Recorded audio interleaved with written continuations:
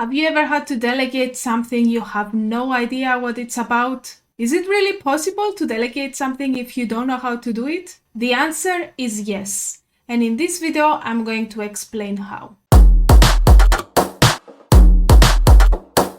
Welcome, my name is Sophia, and in this channel I am creating videos that help you become more productive in your business and your professional life by delegating and creating systems. So if you're interested in these subjects, I suggest you click on the subscribe button below and the notification button so that you get informed about new videos. One of the most common questions I receive from managers is that how do I delegate effectively? And one of the things they are particularly worried about is how to delegate something they have not done themselves. In this video, I'm going to give you a few tips on how to do that. Before delegating something you don't know about, it's a good thing to start thinking about, am I delegating the implementation, or am I delegating strategy, or am I delegating the vision?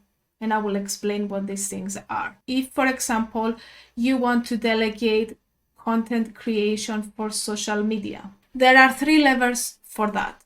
One is the vision, and when it comes to social media, you need to have defined what your brand stands for, what is your vision, and who are your ideal clients. The strategy part of this is about taking over all this information that is coming from the vision and putting them into a plan, basically, and saying, okay, in order to reach these ideal clients, I need to be on which channels, I need to produce what kind of content, and the final result of this strategy work is really to have a plan that is usually called a content plan. And then finally, you will need someone to do the implementation. Implementation is really taking these instructions and creating the graphics, writing the copy, and then posting on social media. Why am I saying all this? A common mistake I see from people is that they hire someone and they tell them that they need to, for example, do the implementation, but what they actually need is someone to think about the strategy. And more often than not, this person, the person who does the strategy, is not the same person that does the implementation.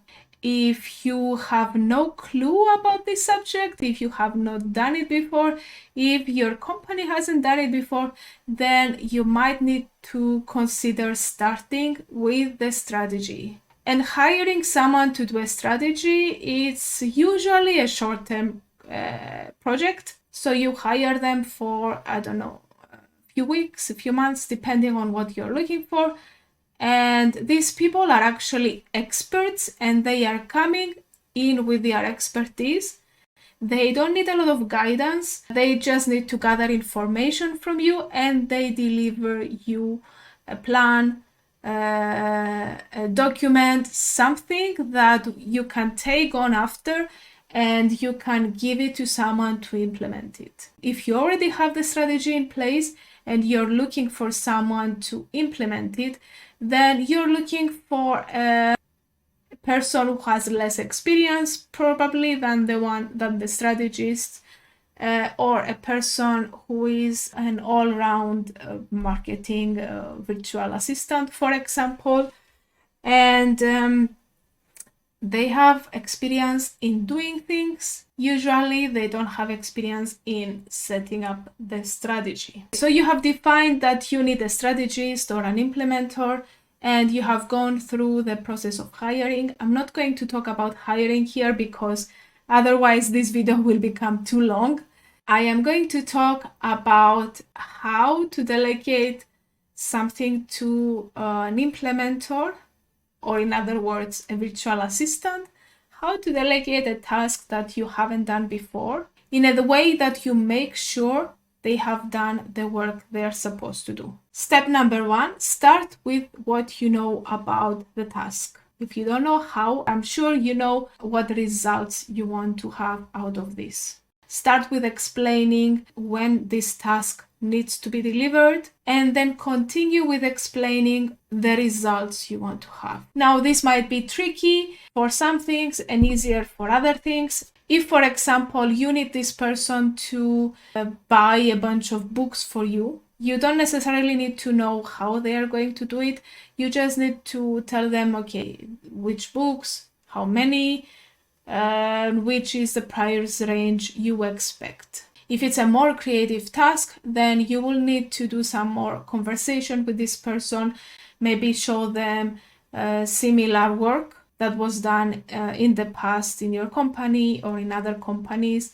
For example, if we are talking about graphics, you can show graphics that you like, you can show graphics that were done in the past, and you have to explain in detail what you liked and what you didn't like. The next step is let them roll with it. So let them do it and ask them to create a process while they are doing it. This is something many leaders miss, asking the people to document their processes. But documenting the processes will help you in two ways.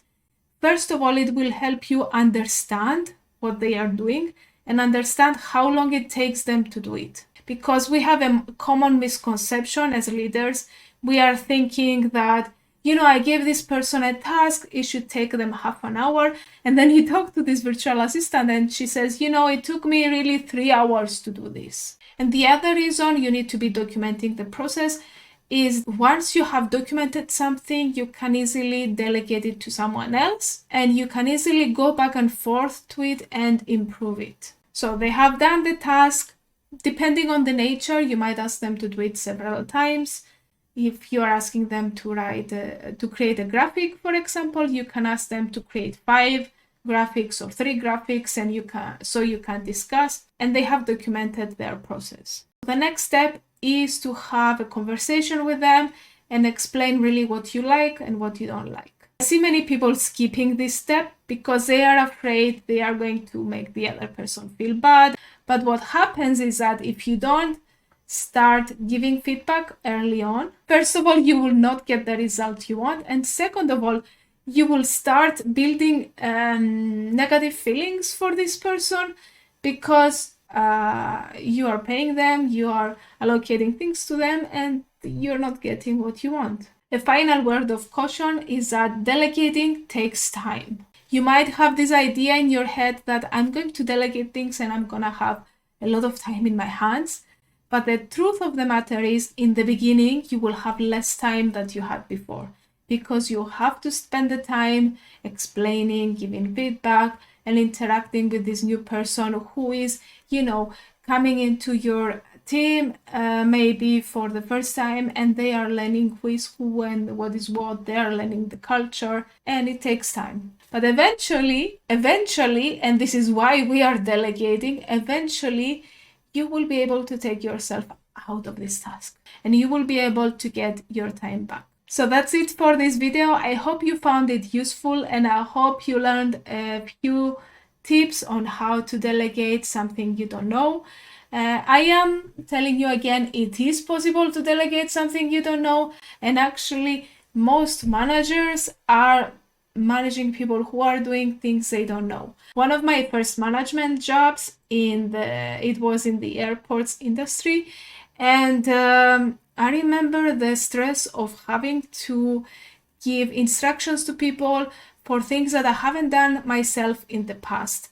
And what I didn't like is that I didn't know all the details. But I use this process of delegation as a process of also learning from the other persons on how they were doing this job. And also as a person with an independent point of view who knew the strategy of the company, who knew the vision of the company, I could also guide them on those parts. So yeah, I hope you found this video useful. Please subscribe. I will be creating more videos in the future. I'm really actually very excited to share my experience on creating systems and on delegating and on managing teams.